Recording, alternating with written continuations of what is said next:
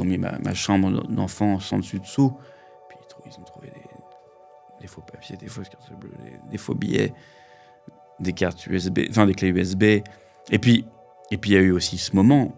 Mais je pense Salvatore est très intelligent. Ils avaient, si tu veux, fouillé toute ma chambre, où il y avait un ordi, des serveurs et compagnie.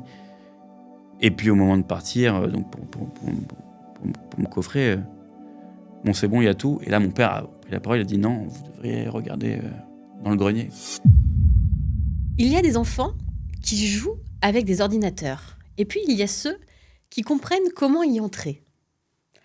Pas pour gagner, pas pour passer du temps, mais pour comprendre. Comprendre ce qu'il y a derrière, comprendre comment cela fonctionne. Et surtout, comprendre comment ça peut s'aider. Mon invité, très tôt, n'a pas vu une machine. Il a vu une faille, un passage, un endroit où les règles peuvent se contourner.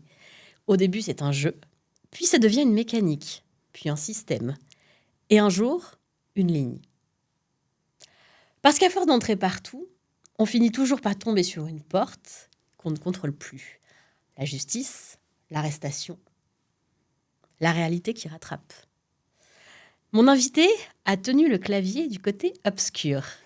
Je suis ravie de recevoir aujourd'hui Florent Curté. Bonjour. Bonjour Florence. Alors forcément, j'ai une question qui brûle les lèvres. Quand on a su entrer partout, peut-on vraiment revenir en arrière ?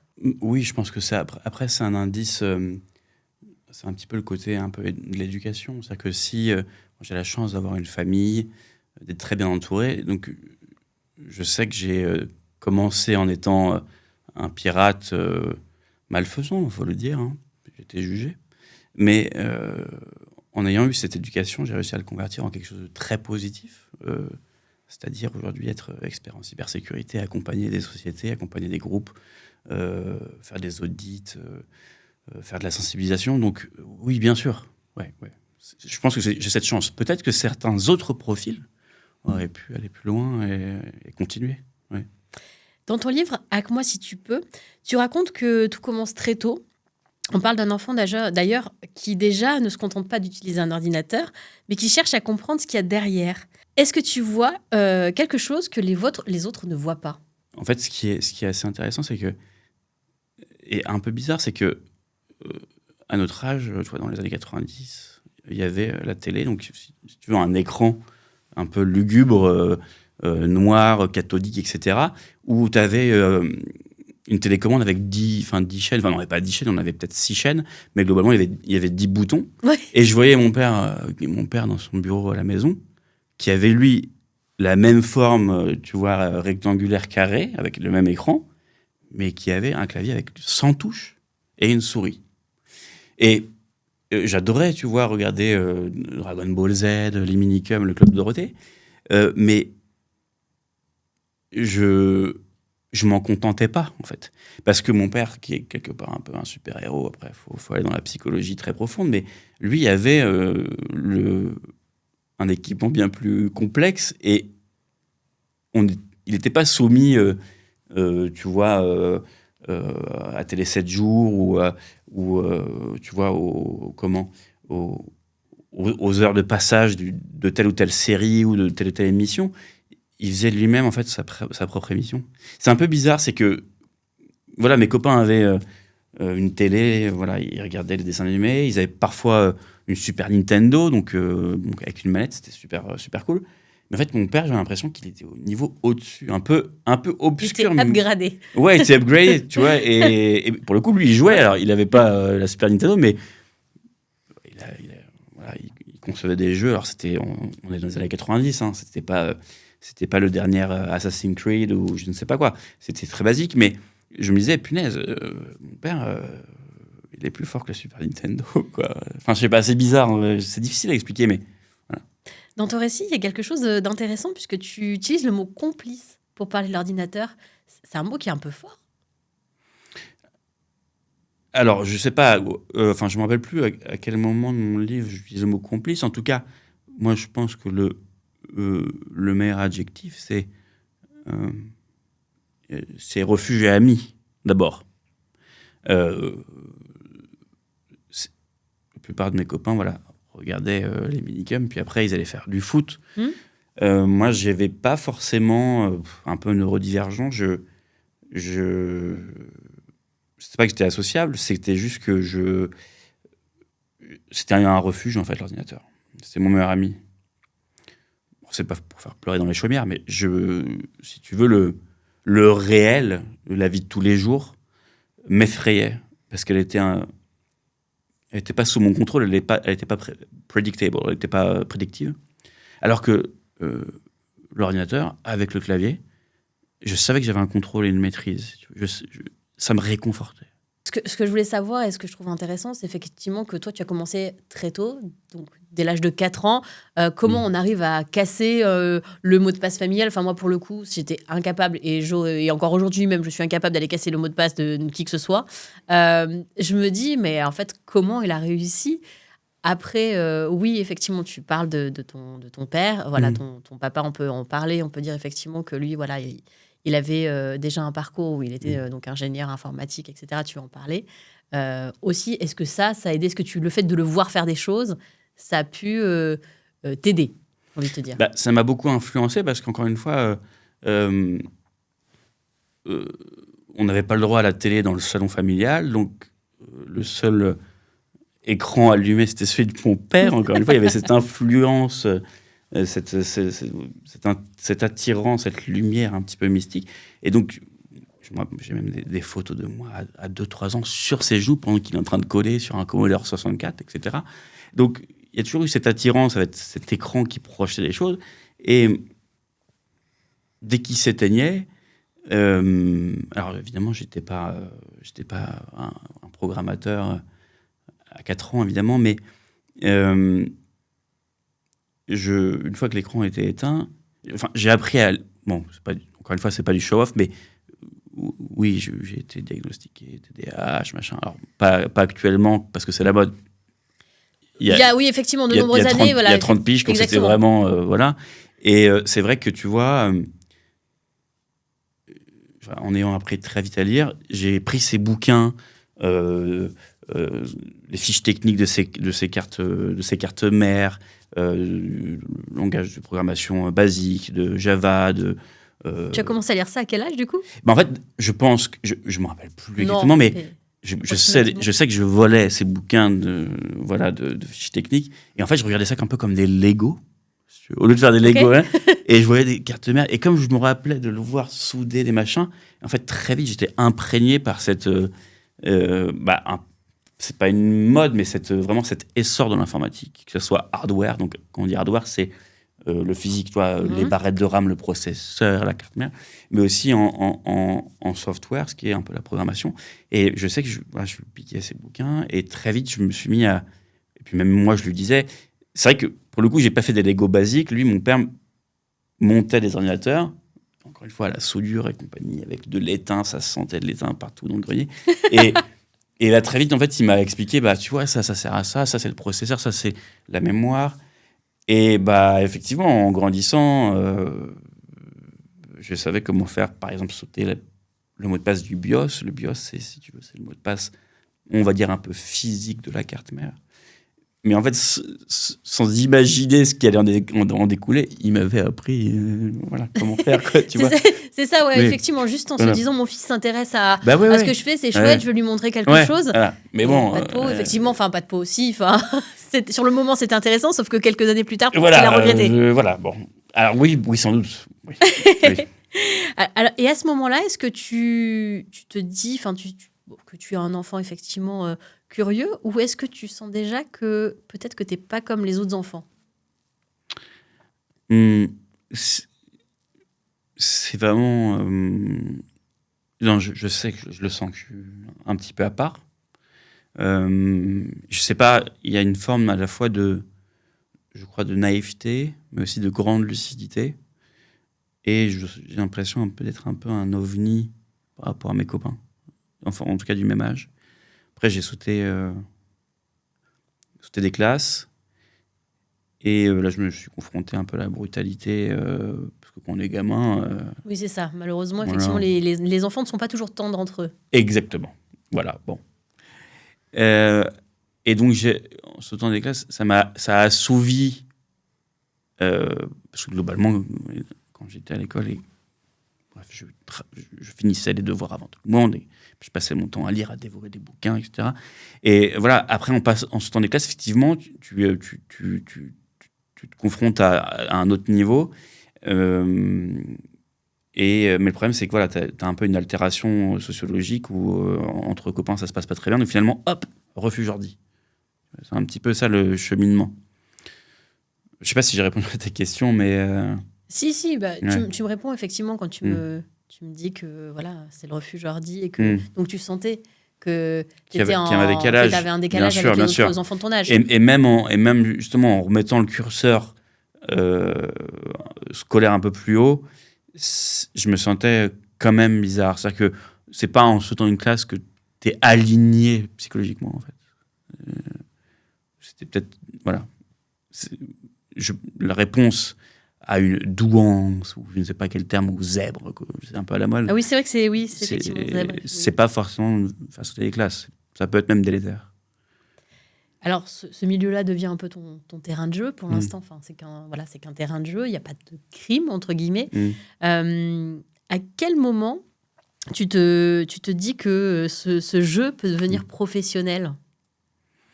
Alors, professionnel dans le sens où je pourrais en faire une carrière. Où tu peux gagner de l'argent. Où je peux gagner de l'argent. Parce que je mets beaucoup de guillemets parce qu'effectivement... Parce que mes premiers méfaits, on va dire mes errements technologiques, c'était, tu vois, ne pas payer un abonnement à un jeu vidéo ou gagner des pièces d'or, etc. Le moment où ça devient tangible, c'est le moment où ces pièces d'or virtuelles se transforment finalement en billets. Ouais. Et en fait, c'est là où si tu veux, c'est vraiment ce moment-là où mon cerveau me dit, mais en fait, moi, je suis encore au collège, mes parents font 8h, 20h tous les jours pour tirer au distributeur des billets pour nous nourrir, moi, mes frères et sœurs. Et moi, en quelques claquements de doigts, j'arrive à... Enfin, c'est pas normal qu'un enfant puisse avoir des billets de 50 € ou plus voilà, dans la main. Et c'est à ce moment-là où je me suis dit, en fait, là, je deviens un adulte trop tôt, mais pas de la bonne manière. C'est ça qui est un peu bizarre, en fait. C'est à ce moment-là où je me suis dit, OK, c'est plus du virtuel. Je suis plus dans le virtuel, je suis dans le physique. C'est ça parce que donc, du coup, tu passes un cap, tu prends un pseudo, c'est ça ? Ouais. Si. Ouais. Et tu te dis pas, c'est dangereux ? Bah, ma carrière de hacker a commencé, je dirais, vers 13-14 ans. C'est terminé à mon arrestation à 18 ans. Tu sais, un pseudo a plusieurs utilités. Déjà, entre guillemets, de se faire connaître. Il y a un petit peu aussi un côté d'anonymat, pardon. Et je pense qu'il y a aussi psychologiquement une certaine... c'est aussi un moyen de prendre de la distance avec les faits, avec les actes. Donc, on a tous un pseudo sur Internet. Oui, on a tous eu nos pseudos à l'époque, effectivement, sur MSN, exactement. Voilà. Bon, chacun a eu nos petits pseudos. Mais c'est vrai qu'après, quand son pseudo, a pris de l'importance, etc., puis c'est là où il y a eu le viseur de plusieurs services différents dans le monde. C'est là où tu dis, punaise, en fait, mon pseudo, il a une énorme charge. Et dès que tu vas dormir, tu éteins ton ordi, tu redeviens Florent Curtet. Tu arrives à switcher aussi facilement ? Parce que justement, ce que je me disais aussi, c'est que, mine de rien, cet attrait-là, ça peut paraître facile. Et tu te dis, bah voilà, j'en veux toujours, j'en veux plus, je veux faire plus de choses, etc. Et ça peut être comme un peu une drogue. Tu vois, il y a une adrénaline, il y a quelque chose d'intéressant. Et en fait, non, pour toi, t'éteins l'ordi. J'éteins l'ordi, je ne suis plus Zitoun ou Zil, j'ai eu 2 pseudos connus. Je ne le suis plus. Parce que le seul médium que j'utilisais, c'était l'ordinateur. Donc, en fait, si tu dis que tu éteins l'ordi, tu dors. Maintenant, tu sais très bien au moment où tu t'endors que même si c'est un pseudo, c'est bien toi qui as tapé sur l'ordi, qui as tapé sur le clavier. Mais je pense que ça pourrait être assez intelligent de faire d'ailleurs des études là-dessus, sur le côté du pseudonymat. C'est-à-dire, on voit beaucoup sur Internet, beaucoup de haters ou des gens qui font du cyberharcèlement par le truchement d'un clavier et d'un écran, et d'un pseudo surtout. Mais parce qu'en fait, ça, psychologiquement, il y a une dissension entre l'humain et le... Voilà. Bah, c'est ça, parce que on parle souvent de ces fameux haters, où tu vois les gens effectivement qui déversent leur haine sur des personnes sur les réseaux sociaux. Moi, je prends cet exemple-là et je me dis qu'en fait, le fait d'avoir un pseudonyme, d'avoir aucune photo, rien, ils se sentent un peu au-dessus de tout, au-dessus des lois, et ils se disent qu'on ne les attrapera pas. Pas de chance pour eux. Enfin, on les retrouve. Bien sûr, mais voilà. Même moi, j'ai eu des gens, je vois les haters et compagnie, et ce qui est assez amusant, c'est qu'une fois que tu les rencontres dans la vie, bah, ils sont tout mielleux, en fait. C'est ça, c'est ça qui est chelou. Bah ouais, c'est qu'en fait, c'est un devoir. C'est pour ça qu'il faut faire très attention. Hein. Moi, j'avais lancé Hackers sans frontières, c'était pour protéger notamment les enfants contre le cyberharcèlement. Et ça peut avoir une grosse incidence morale sur certaines personnes. Et en final, les gens qui déversent leur haine ne sont pas forcément très méchants. C'est juste que le fait qu'ils soient anonymes, qu'ils ont peut-être un VPN ou un pseudo, leur laisse penser qu'ils peuvent tout dire, sauf que non. Voilà. À 17 ans, tu en parles effectivement de cette arrestation. Est-ce que tu mesurais ce que tu faisais ? Alors, à 17 ans, je ne peux pas me retrancher encore une fois, sur l'ordinateur, le pseudo, etc. J'ai été un ordinateur, tout s'efface. Non. J'étais parti un peu loin en termes de volume, de montant. On parlait de combien en montant ? Alors, bon, jugement, il y a eu 1 million qui ont été annoncés. Évidemment que je n'ai pas eu 1 million d'euros dans ma poche, ni que j'ai fait un trou dans le jardin de mes parents avec une escarcelle d'1 million d'euros. Non, mais en transaction, effectivement, il y a eu tout le monde, il y avait American Express, il y avait beaucoup de gens en partie civile à mon procès et ton gamin. C'était beaucoup. Mais je m'étais un petit peu diversifié. Faux billets. Parce qu'en fait, tout me passionnait. C'est bizarre, tout ce qui était un petit peu à contre-courant me passionnait. Parce que, tu vois, les adultes, encore une fois, je prends un exemple sur mes parents, je les voyais cravacher comme des oufs. Alors, ils n'étaient pas pauvres, ils ont fait un cadre sup, etc. Non, mais voilà, ils avaient un job, entre guillemets, dit classique, métro, boulot, dodo. Métro, boulot, dodo, et puis ils disaient, attention, tu vois, qu'on allait... encore une fois, j'étais un enfant assez... dans une famille où on avait de l'argent, mais on n'allait pas à Disney tous les jours, on ne faisait pas des vacances dans des hôtels, au Club Med, etc. Donc, ils disaient toujours, mais ça coûte cher, tu vois, on n'est pas... Je ne veux pas mesurer à d'autres personnes, d'autres foyers qui ont eu beaucoup plus de problèmes même pour s'alimenter, pour s'héberger. Mais je veux dire, il y avait vraiment toujours le côté, il me rabâchait toujours la valeur de l'argent. Sauf que moi, je pouvais la générer bien plus qu'eux-mêmes en 3 secondes. Donc c'est pour ça que ça a un peu déraillé dans mon cerveau. Donc à 17 ans, je savais quand même, puisque j'étais un adulte en devenir, le bac qui allait arriver, sans doute les études supérieures, je savais quand même que c'était pas à la fois pérenne et que c'était un petit peu déviant, que c'était pas compatible avec une vie d'adulte, quoi. Et cette arrestation, comment elle se passe ? Parce que, encore une fois, à 17 ans, tu les vois arriver, tu te dis waouh, j'ai tué personne. Ben oui, mais ouais.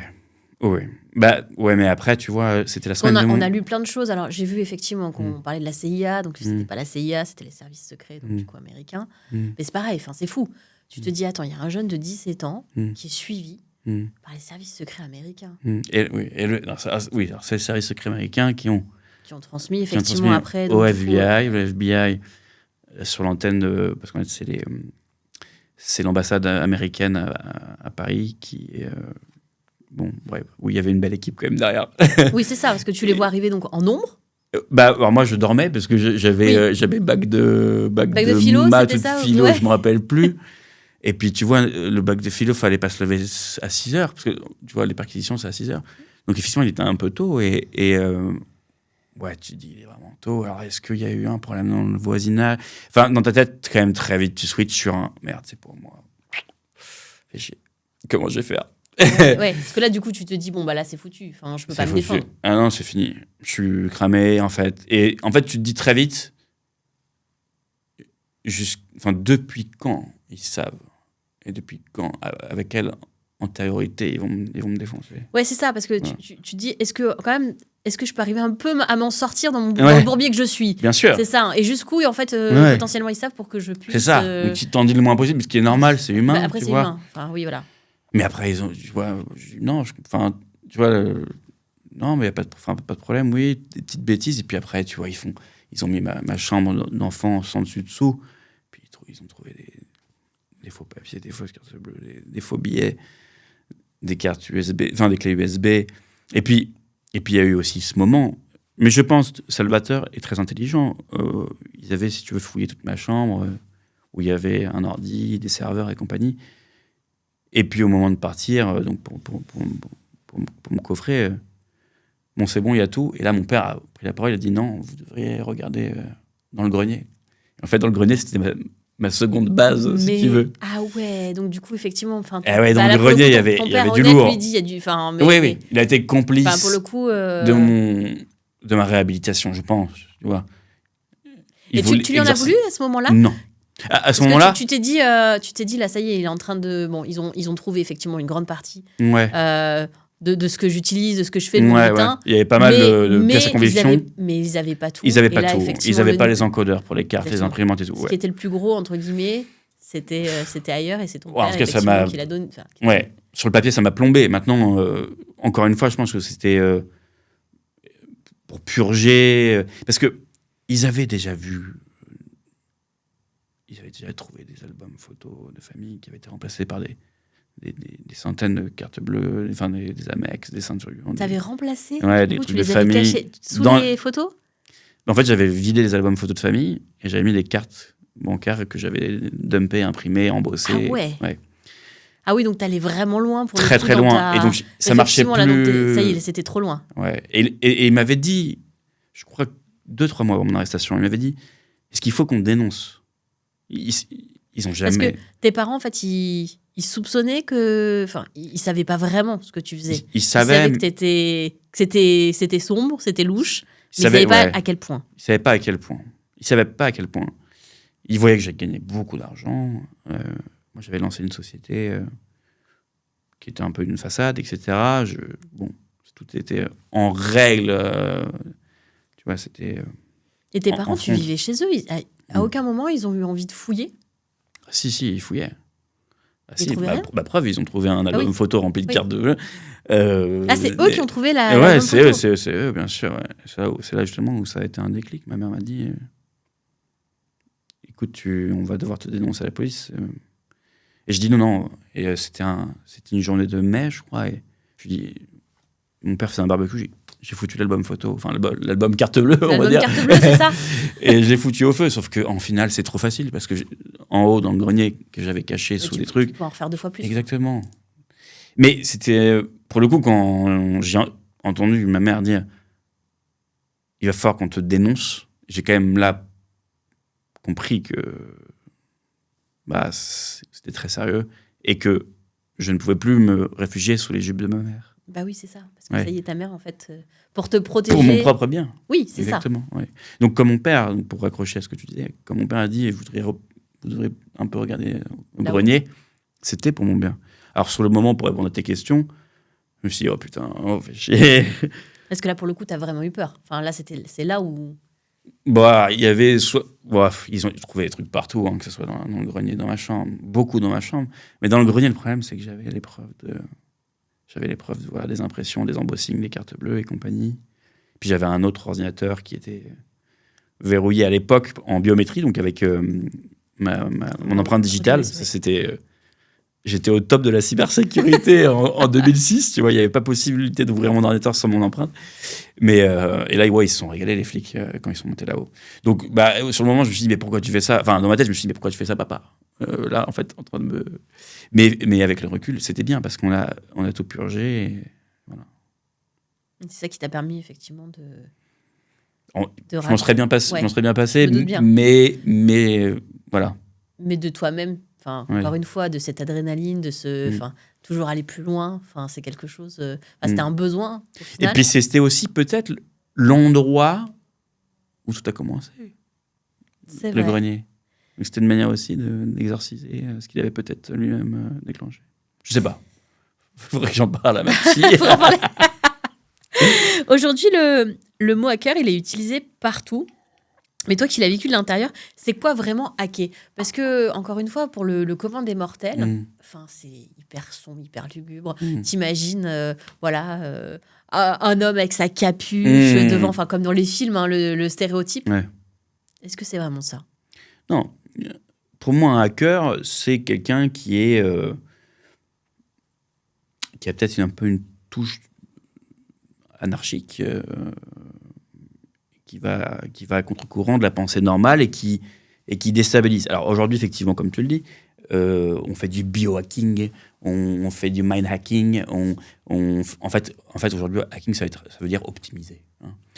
Pour moi, un hacker, au niveau cybersécurité, c'est quelqu'un d'astucieux, de malin, d'intelligent, qui va avoir un bon potentiel analytique pour trouver. Si tu veux, un hacker, c'est pas un bourrin en fait. C'est pas un mec qui va arriver avec devant, je sais pas, une forteresse avec des marteaux piqueurs à casser les. Non, il va faire le tour, tac, puis il va voir s'il n'y a pas une petite baie vitrée qui fait un appel d'air et il s'engouffre. C'est ça un hacker, c'est être malin en fait. Un hacker, c'est un flemmard. Hein. C'est pas un bourrin. C'est pas un braqueur, un hacker. Mais c'est ça, il vient pas avec une voiture bélier. Non, il le fait de manière discrète, intelligente. Je pense que c'est ça l'esprit hacker. En 2026, combien de temps il faut pour compromettre un système? Parce qu'il y en a beaucoup qui se disent c'est des jours et des jours. Enfin, je suppose que c'est plus en minutes. Alors, le gros souci, enfin, en tout cas, le gros enjeu qu'on a dans le secteur de la cybersécurité, c'est évidemment l'intelligence artificielle. Aujourd'hui, tout est automatisé. Même mon métier de pentester est mis en danger parce que les outils tournent en continu maintenant. Donc, si tu veux, tu peux mettre une surveillance proactive sur un système pour déjouer les attaques des hackers. Ou si tu veux te mettre de l'autre côté de la barrière, tu peux être un hacker et mettre en continu ton IA au service d'une pénétration d'un système. Donc, ce qui fait que, oui, en microsecondes, avant, on pêchait à la ligne, maintenant c'est le chalut, même on racle, il racle le fond, les fonds marins. Maintenant, voilà, le particulier comme toi et moi ou d'autres, on va être visé facilement par des attaques très rapides. Si on a utilisé le même mot de passe pour, je dis n'importe quoi, pour son Instagram que pour sa banque, bon, ça va sauter tout de suite en millisecondes parce que voilà, bon, c'est automatisé. Maintenant, sur certains, aujourd'hui, les systèmes sont quand même très robustes. Enfin, certains systèmes sont très robustes. Et je ne vais pas dire qu'ils sont impénétrables, parce que c'est vraiment de l'empirisme, hein, la cybersécurité. C'est par c'est trial and failure. C'est globalement, on apprend par l'échec. Donc, pour certaines personnes, que ce soit des cibles humaines ou des cibles stratégiques, ça peut prendre des mois, des années. Mais c'est vrai que pour le commun des mortels, ça va prendre quelques millisecondes. Mais si on adopte une hygiène numérique, pas très compliquée, on peut vraiment être épargné. Qu'est-ce que tu entends par ça? Parce que moi, j'ai envie de je me dis, le mot de passe aujourd'hui, clairement. Alors voilà, je vais prendre l'exemple parce que maintenant il est plus, je suis plus en radio. Le mot de passe que j'utilisais effectivement pour c'était le quoi logiciel, c'était Spirou78. Le nom de mon chat, c'est le Spirou chat. 78. Ouais, c'était le nom du coup, le chat le plus connu en radio à D'accord. l'époque. Tu vois, le truc ridicule avec un point d'exclamation. Bon, comment te dire Donc que ce mot de 78, passe, t'es né dans les Yvelines? pas du tout, c'est que j'habitais en 78 pour te dire. T'habitais la dans les flemme. Voilà, Yvelines, donc ok. truc très bête, tu vois. Ouais. Et donc, voilà, aujourd'hui, tous on met des mots de passe. Alors il y en a plein. Je sais que j'ai des gens avec qui je travaille aujourd'hui qui me mettent un point d'exclamation, qui font tous des trucs. Mais c'est pareil. En soi, en toute honnêteté, ce genre de mot de passe, même long, avec je ne sais combien de caractères, on est d'accord que en quelques secondes, il craque. Le mot de passe, aujourd'hui, c'est une sécurité, une mesure de sécurité qui est obsolète. Ou en tout cas de plus en plus obsolète. Maintenant, il y a des très bonnes pratiques. C'est de faire des phrases. Je sais pas, je dis n'importe quoi. Batman est meilleur que Superman. Et ensuite une suite de caractères. Enfin, en fait, il faut que ce soit quelque chose qu'on puisse se rappeler. Ou même parfois, il y a des choses qui seraient intéressantes pour faire un très bon mot de passe. Tu prends un bouquin que tu as chez toi et tu prends le premier mot de chaque page pendant, je sais pas, 5 pages. Donc, ça a 5 mots. En fait, ce qui est très facile à hacker, ça va être ce qu'on appelle de la variation de mot de passe. Donc, Spirou78, point d'exclamation, Spirou78 $. On sait que ta variation va être sur le 78 ou sur le mot, la lettre spéciale. Mais on sait que voilà, la modulation va être assez facile à faire. Mais ce qui est beaucoup plus compliqué, d'ailleurs, ce qui est appliqué aujourd'hui dans les crypto-monnaies, c'est des suites de mots. Tu vois, dans la crypto, sur un wallet Bitcoin, c'est 12 mots distincts. Donc, en tout cas, une technique qui marche absolument, c'est que tu as un bouquin, ton mot de passe, ça va être les 5 premiers mots de ton bouquin, suivi de quelques... Voilà. Ça, c'est une première technique. Bon. Secondo, je te le disais, le mot de passe est voué à être pas forcément délaissé, mais en tout cas, il va être mis en concordance avec de la biométrie. En fait, avec du MFA, donc du Multi-Factor Authentication. Donc, globalement, c'est ce qu'on fait aujourd'hui en banque. Dès que tu veux te connecter à ton application bancaire, tu as forcément soit un Face ID, soit tu as SMS plus email, voire même un coup de fil, etc. Et donc, si tu veux, le mot de passe seul, stricto sensu, isolé, c'est la technologie ancienne. Aujourd'hui, ça va être de l'identité biométrique, Face ID, tes empreintes digitales. Ça peut être aussi une clé de sécurité, donc une clé USB que tu mets au moment de faire une transaction. Mais effectivement, les petits mots de passe Spirou, Fantasio, Spirou 78, c'est de l'histoire ancienne. Enfin, ça va être de plus en plus de l'histoire ancienne. Quelles sont les 3 erreurs que tout le monde font encore ? Bon, moi, effectivement, mon Spirou 78 à l'époque, c'était c'est pas trop grave d'avoir un mot de passe pourri. Moi, en 2001, en 2001, mon mot de passe c'était Flo. Je crois que c'était Flo 94. Enfin, je veux dire, il n'y a pas de honte. Puis même moi, j'ai vu mes mots de passe dans des bases de données qui sont un peu humiliantes parce que c'est des mots de passe basiques, mais parce que tu as la flemme. Tu te dis, punaise, je crée encore un nouveau mot de passe. Bon. Les écueils, c'est d'utiliser le même mot de passe partout. Si tu mets Spirou 78 point d'exclamation, mais à côté tu mets Fantasio, pour le coup non, ça va à l'encontre à côté de la modulation que je t'ai dit, parce qu'effectivement s'ils disent Spirou, ils peuvent se dire Fantasio. Mais bon, globalement il faut avoir une modulation sur globalement ne surtout pas utiliser le même mot de passe pour tout, parce que c'est un peu comme si tu avais c'est la première règle. Une clé unique pour ouvrir ta voiture, la crèche, la maison, tout. Tu vois, donc machin. Secondo, c'est je sais que tout le monde a la flemme, mais quand on te met une mise à jour, même si c'est fait chier de redémarrer son ordinateur sous 30 secondes, il faut le faire parce que c'est pas une mise à jour pour embêter, c'est une mise à jour en général, à 90% du temps, c'est pour patcher une faille de sécurité. Et troisièmement, en tout cas, moi, c'est ce que je suis spectateur de ça par rapport même à ma famille et mes entourages, c'est il faut pas céder à la pression. C'est-à-dire que quand les gens vous appellent, aujourd'hui avec l'IA, on peut émuler une voix en 15 secondes, on capte une voix, voilà, que ce soit Céline Dion ou votre banquier. Ou votre banquier. Voilà, quand il y a de la pression, c'est pas normal. Hein, renouveler la carte vitale, annuler un virement qui a été fait, tout ça, c'est du pipeau. Donc ne pas céder à la pression. Ouais. Est-ce que tu penses qu'en tant que particulier, on peut quand même arriver à se protéger ou c'est illusoire ? Si. C'est globalement, je reprends. Si on prend si on prend donc du coup les 3 tips que tu nous donnes, on peut arriver à se protéger. Bonne hygiène, c'est-à-dire un mot de passe différent par outil ou par accès. Faire les mises à jour quand on les demande, ne pas les repousser, les faire même si on pense que c'est chiant, mais c'est une demi-heure. Parfois, des gens passent 10 heures sur l'ordinateur, ils disent on verra plus tard. Non, faites-le, ça dure une demi-heure. Bon, machin. Et je dirais ne pas cliquer partout. Ne pas cliquer partout. Parce que même moi, mes emails, mes boîtes mails sont empoisonnées de choses, mais qui, avant, ça passait dans les spams. Et là, je vois, puisque si tu veux, tu as eu beaucoup d'institutions qui ont été piratées. Maintenant, les emails de phishing sont extrêmement convaincants parce que tu vois ton nom, ton prénom, ton numéro de carte vitale, tu vois ton numéro bancaire de ta banque. Donc, c'est plus comme avant. Bonjour, veuillez cliquer ici pour. Là, c'est vraiment bonjour Florence, machin. Tu vois. Donc, être dans un système de défiance. T'en parlais un petit peu de ces attaques, ces cyberattaques. On entend parler, par exemple, dans les hôpitaux, dans des collectivités. Est-ce que c'est déjà trop tard? Est-ce qu'on est vraiment trop en retard? Et que malheureusement, ils ne peuvent pas arriver à se protéger contre toutes les failles? Les hôpitaux, c'est un sujet assez spécial parce que c'est le joyau le plus précieux qu'on a en France. Enfin, en tout cas, à mon avis, c'est le système de santé.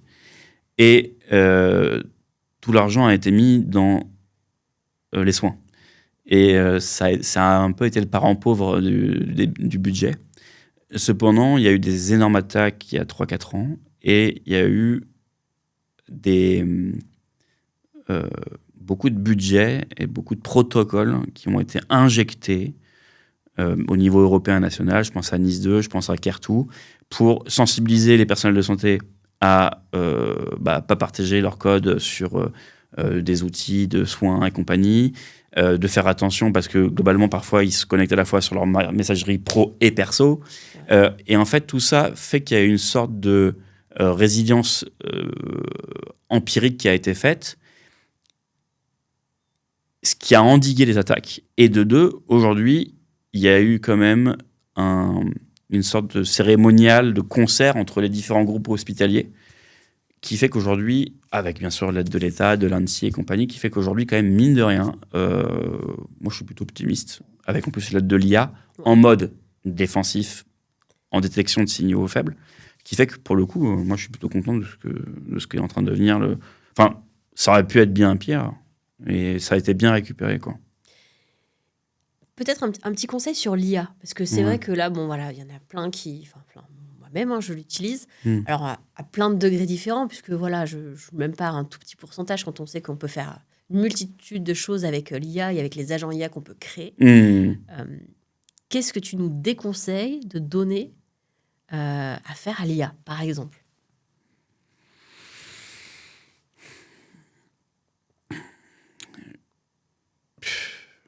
Ils ont déjà tout.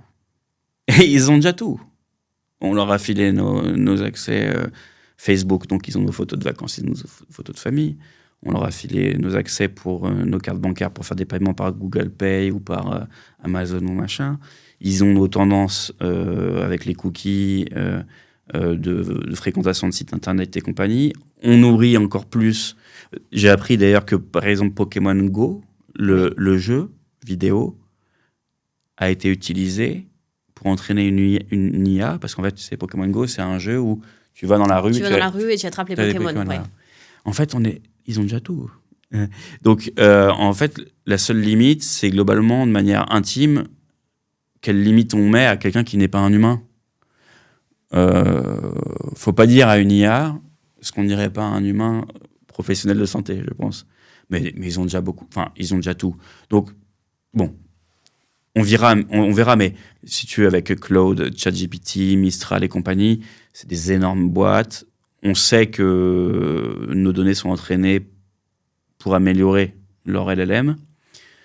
Je ne pense pas que ni toi, ni moi, même si on a des très beaux prénoms, Florent et Florence, soyons des cibles particulières pour nuire avec les données qu'on partage. Cependant, bon voilà, je pense même psychologiquement, il faut faire attention à l'emprise et à la dépendance qu'on peut avoir en parlant avec une IA, mais au niveau de la sécurité, bon, c'est déjà fait, quoi. Ils ont déjà tout. Pas rassurant. Mais oui, c'est pas rassurant, mais oui, faut faire avec. C'est ça, parce qu'on se dit que potentiellement, on ne se rend pas compte de la portée et surtout de la valeur et de la richesse de nos données, je pense. Ouais, et de la volumétrie, bien sûr. Parce que ce que tu dis est intéressant, c'est que ils savent tout, globalement, ils savent tout sur tout le monde, ils sont omniscients.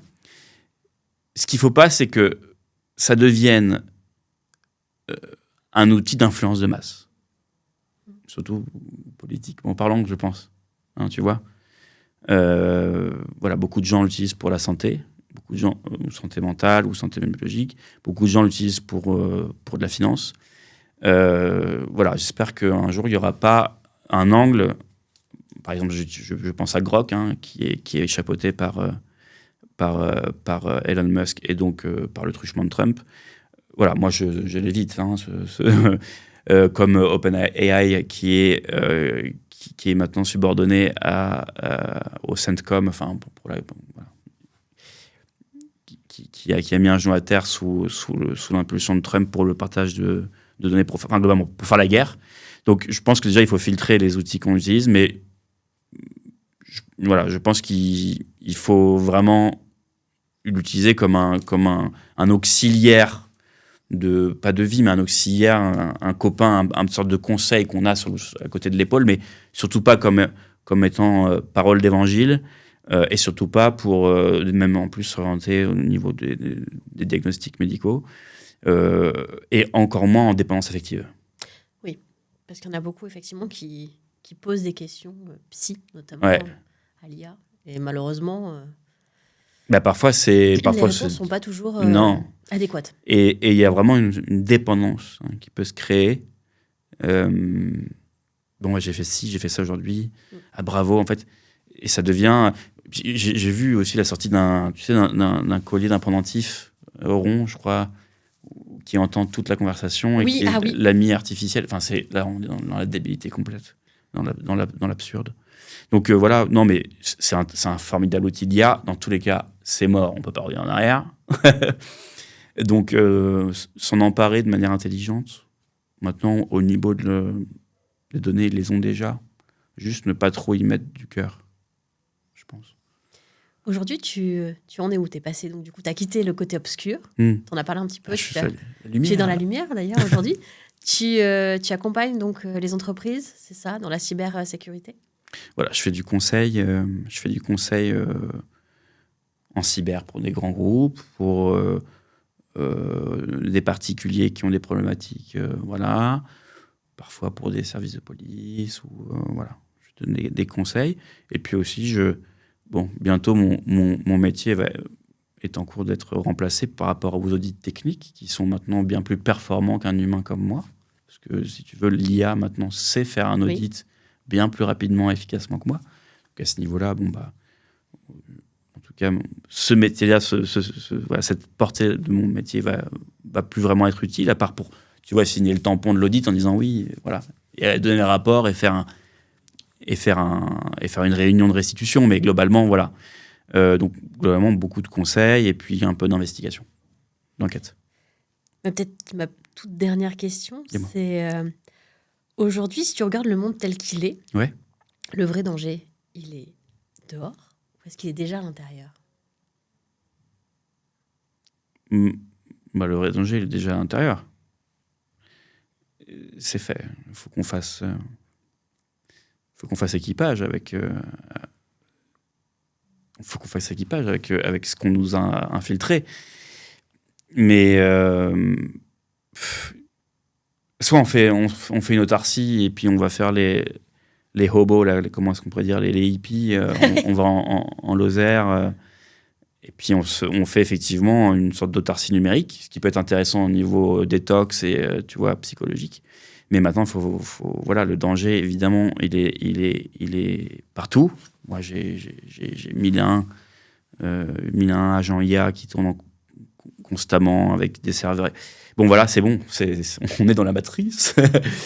Mais faut raison garder, et faut toujours avoir un ancrage avec l'humain, le réel. Je pense que ça, c'est quelque chose qu'il faut vraiment, vraiment, vraiment garder. Merci, Florent. Merci, Florence.